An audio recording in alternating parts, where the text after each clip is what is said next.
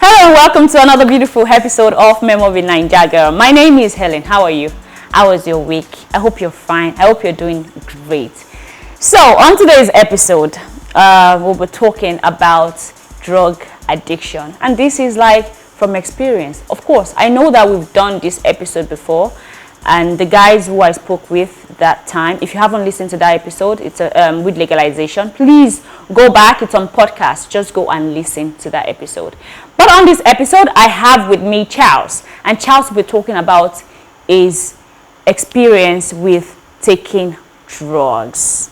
How we recovered, what happened, what led to it. Let's hear from somebody's experience. So maybe there is something for you there. You never can tell. This is Memo of a Naija Girl. Let's get into it. So guys, how you doing? So I told you earlier that I have with me, an amazing guest.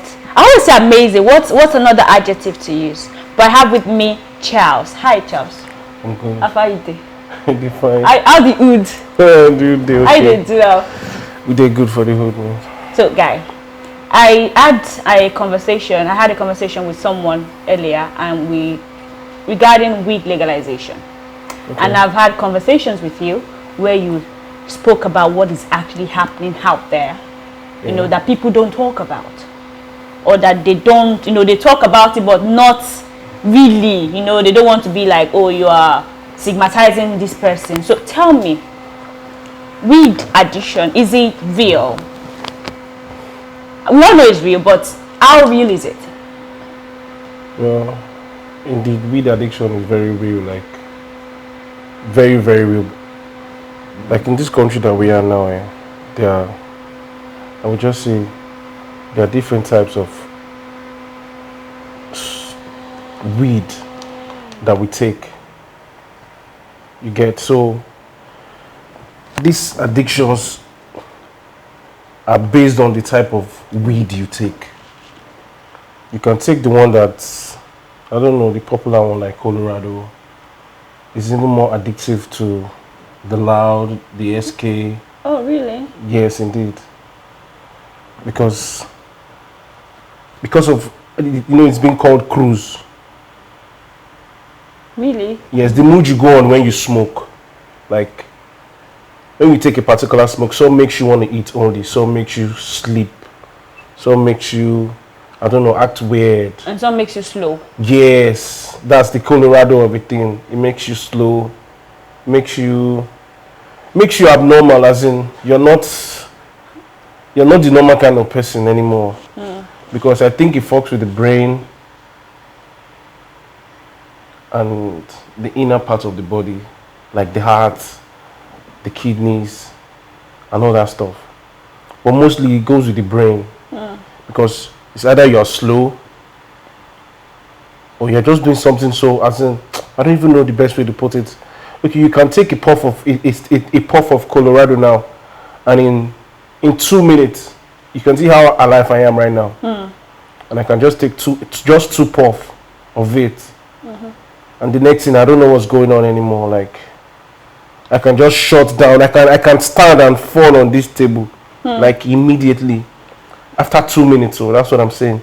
I can just stand and fall on the table.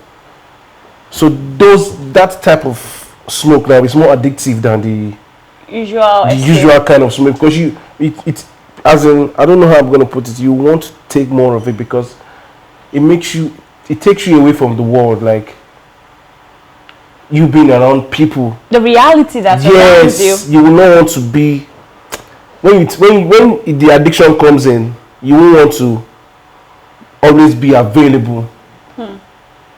But that brings me to asking, why would anybody want to be slow?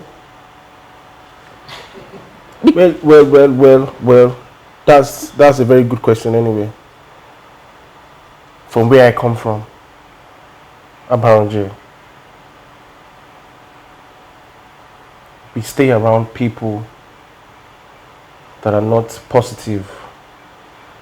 So when you're around people that are not positive, maybe you're like 15 years old, and when you wake up in the morning or you see someone lighting up something, there's nothing else comes to your mind. You have to join them or something. Sure, you get nothing else comes to your mind. You have to wake up in the morning, when you get to that age that you're allowed to smoke, you start doing it. Even before then, you can start smoking behind bar, as in hiding and be doing stuff like that. But the moment you start doing that, you do it every day. In Abaronjo, we smoke from 6 a.m. to 12. We go home, rest. Then we don't even used to do anything. It's all about, when I was more younger. That's the beginning of my smoking. How would I even call it? When someone was more younger than the way I am now, we wake up in the morning around 6:37. We're out on the street smoking. We smoke till 12 o'clock. We go back home, relax, eat, do what we have to do, come back in the evening around 4, stay till 8, 9. Still keep smoking. So there's no way now that you won't get addicted to that stuff. And to think about I mean, that's Alimosho is the most populous local government in Lagos. Yeah. It's not cheap to buy these drugs. No, it is. Really? It is cheap. I think they sell Colorado for 500 naira now. And that 500 naira would knock you up? It's going to knock 10 people up, not just one person. 500 naira will knock 10 people. So you get 500 can knock 10 people, just two puff of it. But then we hear that these things that are good for the body, they are herbs. People say that, it's something that we hear that, if it's cigarette has what is it? What is it? Even cigarette is not good. Yeah, but they always say that cigarette is not good for your body. But if you smoke weed, it's better. I'm talking from what I've heard people talk about, and also if you listen to the previous episode, you would hear when the guy said legalization of weed is important. It's something that we need in this country. The weed now that they are talking about, it's not what these boys are smoking now. The weed you want them to legalize is not Colorado now. There's SK, there's Loud. So would you advise they legalize SK? No, they shouldn't legalize anything in this country because, we have a lot of problems, especially from the youth. Like, I am very sure that a whole lot of young, how am I going to say it? A whole lot of young people would die at their 40s, 50s because of what's happening now. If not that I would just, I like to use myself as an example because I just believe maybe I can save someone out there. That's why I'm so bold to come out and speak about this quitting smoke and all that stuff. Would you I would like to go personal if that's fine by you. Yeah. At what age did you start to smoke? I think I started around, I was in SS3. I started smoking around 18 or 17 or so. I think one of those age, 18 or 17 anyway. Because I was in SS3 and I started with cigarette. Then after that I started smoking skunk. After skunk, I see skunk wasn't doing anything anymore. Wasn't giving me the cruise. I had to, What sort of cruise were you looking for? There's this feeling you get when you smoke. The cigarette doesn't give any feeling, but there's this urge. So that's like starters. Once you start smoking SK, that's the skunk cannabis. You have this highness feeling. You get hungry. You have this mood. As in, it's like a mood. As in, it's also a feeling anyway. After that, you go to Arizona. Then from there, you get to I didn't smoke loud because the rest of the smoke was not working more until I started smoking Colorado. So Colorado is like the highest of the highest? Yes. It's not really the highest. I think there's Black Mamba. Hey, Baba. Yes, there's Black Mamba. Black Mamba that one is like a quick shutdown. It doesn't have to wait. It doesn't have to wait until the next person puffs it. You don't understand? Like if you roll a joint, you puff to the other person. It doesn't have to wait before the person puffs it. Before you go down. I swear to God. So I think Black Mamba is one of the craziest. I was even smoking Black Mamba before Colorado. I didn't know until because there's this nigga that used to bring Black Mamba to the hood. That was the first hard drug I believe I took. So it makes you vomit. Really? Yeah, it makes you want to fly from fence, as in it makes you want to come down from 2-story building without even knowing. But why would anyone want to take that? the community I stayed in, I think I would just say it's the community I stayed in, because there's no way I'll stay in a better place where we don't see agbole, we don't see people that wake up every morning. What they want to do is smoke. You get, there's no way I'll be around people that are doing something. As in, you know, when what you see is, I think that's how it works for us in Nigeria. So you're saying that the influence of the environment that you're saying that it has influence on everybody. It did. Every of my crew, every of my clique that I grew up with, the environment messed us up. Every one of us. Have you stopped now? Yes, I have. I have for 2 years now. That decision, you know, for you to make that decision is very hard. I assume. Yes. So, how did you get to that point where you're like, okay, now, what did you say? Okay, this is the important part of why everybody has to stop. The reason why I stopped. Shall you get? 2000 and I moved from Abaronjo to Wrigley. 2000 and I think this is 2023. Yeah. 2020. I moved from my parents' place to my own place. She get, I did Bitcoin and was able to raise enough funds to help myself out. So even before I moved, I was smoking Colorado strictly, and I was doing crack also. Okay. I had back-to-back seizures for days, for like, how am I gonna put it now? Okay, I have my girlfriend with me anyway. My wife, she stays with me at my apartment. So one day I just came back. This is the reason why the day this thing started, was when I was tired of the highness of the Colorado I used to take. I had to buy from all the whole dealers in the hood just to get higher than I am, that I have always been. After I did that, as in, I don't know, I think that was like the last time. As in, maybe it's God that asked me to even do that so that I can be able to stop quick. Shut down. So after I did that, something happened. I was standing and I fell on a plate, as in this breakable plate, the glass one. I fell on it and I woke up with tears, as in big one, on my head, and I was like, okay. I chewed. I went to fix it. Typhoid and malaria came up 2 days after. That was the beginning of everything. I was jerking on my bed, as in, you know when something is jerking, I would jerk, I would vibrate every day, as in this was happening. I was thinking it's just the typhoid and malaria. I was thinking it's just the typhoid and malaria. And after that, they took me back home to my parents' place. My sister is a nurse, so she placed me on drip. 2 days after, I couldn't sleep anymore. As in 2 days after I got back home, I couldn't sleep. When I go to toilets, the things that comes out of my body is black. As in, you know, charcoal. That's what comes out of my body if I go to the toilet.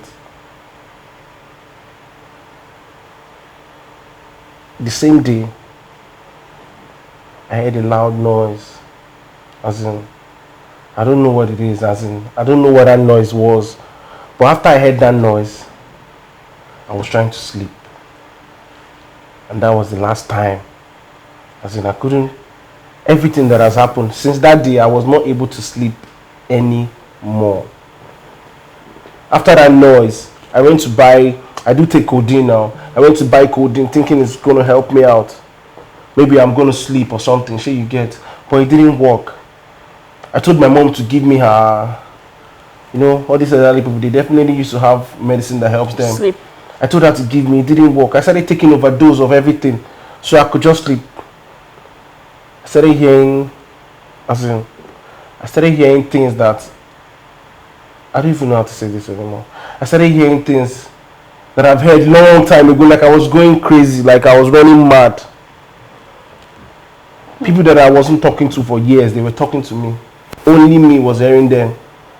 You know the moment whereby you're telling somebody that, see, this person is telling me this, and it's just me and you in the room. Yeah. You know that mood now. Which my girlfriend was in my room with me. So I was telling her all these things now, like, are you not hearing this And person? if they not understand, it could pain you. Yes. No drug, no nothing. I was on treatment. So I tell her, say, babe, are you not hearing that this person is saying this thing? Are you not hearing this? So many, are you not? She had to go and call my mom. The woman start prayer now, normal. She started doing prayer and all that stuff. As in, it's good to have a good family anyway. Because why I'm pitying most of all these boys is that, what if their parents no guide to use help them when the time come? Like you know, I'm lucky enough. As in, I did very, very lucky. As in, when I mean lucky, I'm very, very, very lucky. What if I don't have a father or a mother? It could have gone worse than. Yeah. I've not even gone far yet, though. Yeah. But it could have gone worse. Now, they took me to the hospital the next day in the morning to check if I was mad. So you see, for someone to go and check if I was mad, so you can imagine what I have been saying throughout the night. Let's take a very quick break. When we come back, we'll talk about how the process is going for you and the, when it comes to recovering and trying to get yourself back. Guys, I am still here with Charles and we're talking about his drug addiction story. But now, he's recovered, is in the process, of that recovering. So tell me, how is it going? I know you are 2 years clean. How is it going? Oh, I'll say it's been going great actually. But at least when you don't do something anymore, the people that used to do it with, they run away. Sure you get. Even yourself, you're not supposed to leave them now. Yeah, but I did something. It's not easy to stop smoking. Nobody stops. If it's not for the health issues I had, that's I had a swollen heart. You did? Yes, there's a particular name it is called. I've been on medication for 2 years. I don't sleep on my left hand now. I don't mistakenly sleep like this. Was this due to this? Yes, now it was due to the smoking now. Oh. I'm on lifetime Medication. blood pressure, blah, blah, blah. Shit you get. So it was... So since I know I'm not going to be able to smoke anymore, first of all, I started with staying with people that smoke, like sitting around with this same people. I understand where that came from, because many years ago, I used to be very crazy about drinking. So if you look straight, you will see I have a basket full of alcohol. Yeah. Now I have those alcohol, different spirits, whatever. That okay, it's not like I'm not stopping. I don't want to stop drinking because there is no alcohol. Yeah. I want to stop drinking because there is alcohol, but I choose not to. I'm choosing not to drink it. Yeah. So I understand your part when you talked about sitting with the people who actually do it. Yeah, so that's what it is. I make sure I start staying with them first. Then after a while I got bored. Like, the normal time, when all of you take the same thing, you're supposed to go, everybody's supposed to go down, like everybody's high. I started getting tired of it. When I stay around you guys, you're sleeping. What am I supposed to do? I'll be the one checking on your phone, checking on your, So that was my recovery process. Oh. Sure you get. Yeah. I had to start with that first. So that when I know that even if I'm close to this thing, I'm still not going to do it. So after 1 year, I had to just first of all leave everybody, got married. Which is something. When you came, I was like, okay, married man is here. Yeah. So I had to just look for something else to do instead of being around friends, because it is friends that I'm with that makes That's, you know, when I see you doing something now, there's no way. I know I can afford it, but if you have it, I'll do it. Then I'll buy. And the money that thing takes is too much. Sure, you get. So I had to get married. After that, I started giving more time to my wife and my family. So that was I think that was like the switch to everything. After that, I just cut everybody off and focused on my own family and my wife.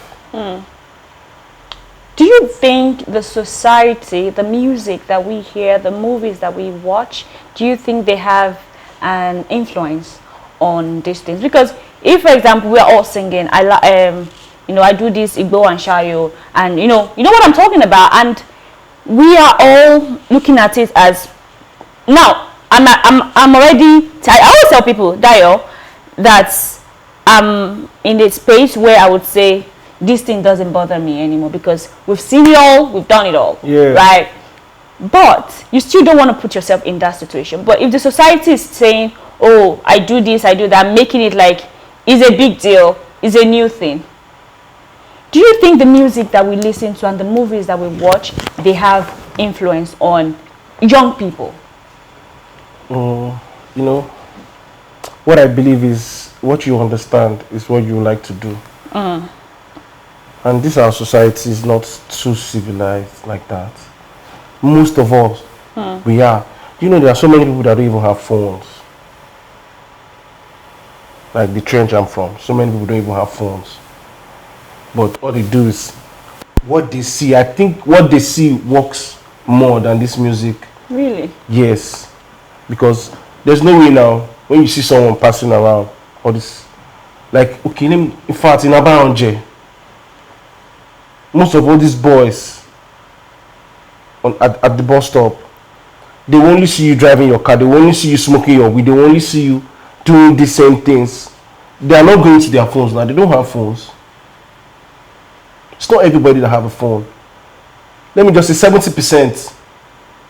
Really? Then 30% might have phone, and which they don't even know what they are doing on the phone. All they only do is open Facebook on their phones. This is the hood I've stayed in for long. I even know how long it took me to get a phone. When you were there? Sure, you get. So there's no way that even me that I'm even this way, and even people that are worse than I am. I know now. The music might be, but I don't think it's that much. Because, for example, many people, they were not born when Fela was singing. Yeah. The only thing they remember about Fela is because he smoked weed. Yes. So somehow they are not thinking about Fela as that man who sang about how to make the country a better place, but they remember, oh, Fela was smoking weed. That's what they do now. I'm just going to do it. They're just going to smoke weed. So that's why I was asking you if, you know, the music, the movies that we watch and that we listen to, if they have huge influence on the I'm not really a movie generation. fan, so I don't know movies that promotes smoking and all that stuff and drug addictions. Sure, you get. But I don't think this music, as in, you can listen to so many music now. How many people are singing about drug? One of my favorites. Some people do. And maybe the kind of music I am, because kind of music that I like. Which one? They are weird songs. They are weird songs. I'm not the party type of person. You know. Dayo. I listen to Sia. Ah. So I'm very, very weird. I look crazy, but when you are listening to my songs, you sure you get. So I listen to songs that goes along with the drug I used to do. Sure you get. It's not the song that will make me dance. No. You don't want to dance? As in, I don't want to dance at all. No. So I only listen to something that, you know, something motivational. There are so many songs now. Charles. Yeah. This thing that they use, spoon, I don't know if you... Okay, that's like I never did that. What is that? Is that like cocaine? Yeah. Like close to cocaine? Okay, let me just say, I did the senior to that. The senior to yes, that. That's crack. That one, okay, crack is Oga. Yes, now that one is too cheap now. Oh, yo. This one, this eyes you're talking about. Oh yeah, when I was doing crack, I was fighting people that are doing eyes. You see how crazy I am? because okay, let me just give you this small story. I will do crack from 9 in the night till 6 a.m. So I'll be spending like 400,000 or 500 in that moment. Okay, and this is how the money will come. Oh. Maybe I do a business and the person pays me around 8:30 p.m. So I'll leave my house, go to the bank, blow all the money, come back with 1,000 naira. Yo. That is what crack is. Then I'll rest. But that eyes, in the morning, in the night, you want to do it. My goodness. It will keep you awake. With the way they did it to me, I didn't like it because it looks cheap. You know, when I want to go for crack, I'll go only when I have money. If I have 1 million now like this, that's when I'll know, okay, I'm going for a chilling.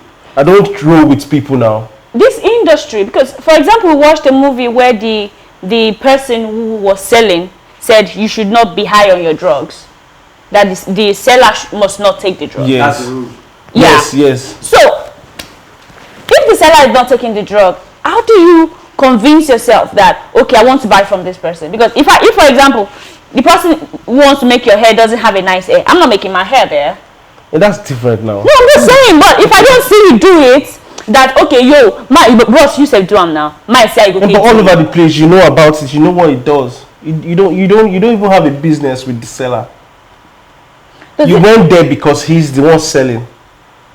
You won't even be interested if he's taking it or not. Really? Because it is something you want to come and do. Assuming you have not done it before. Definitely you saw someone doing it. Or maybe the person gave you maybe a little out of it. Like me. The time I started taking crack, somebody just took me out one day.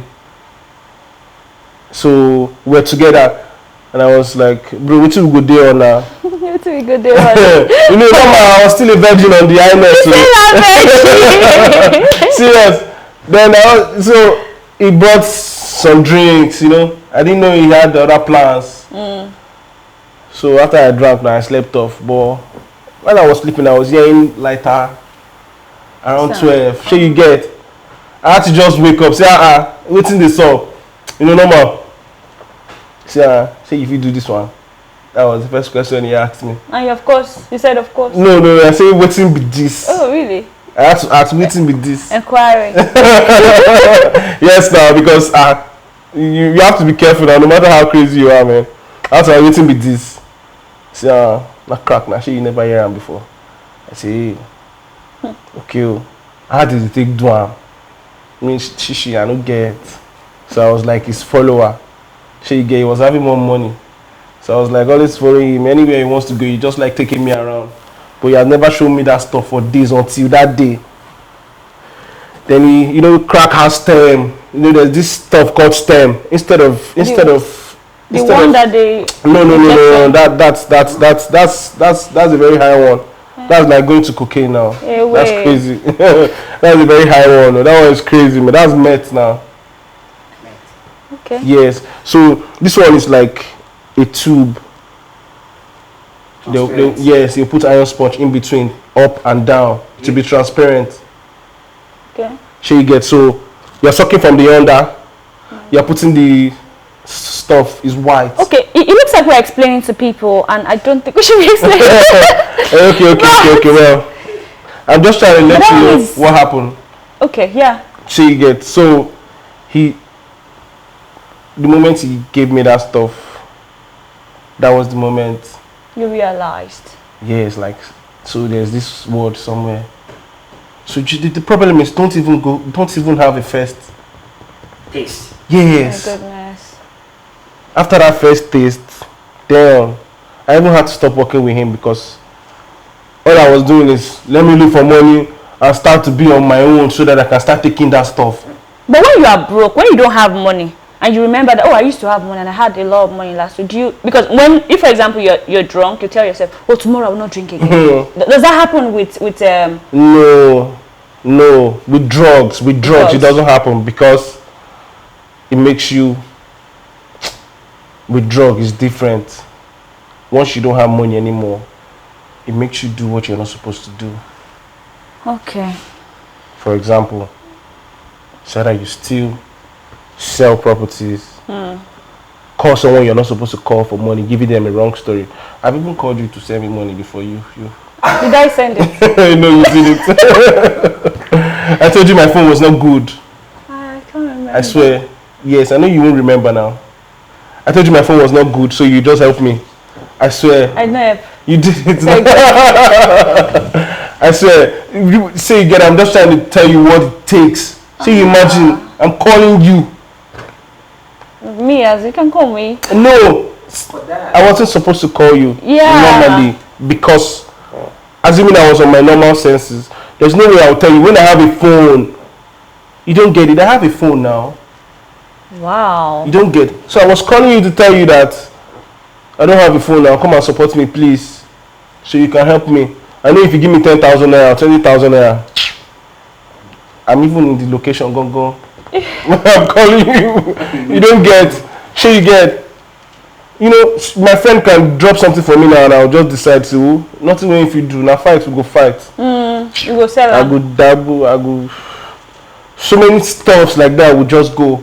So that's why it's different.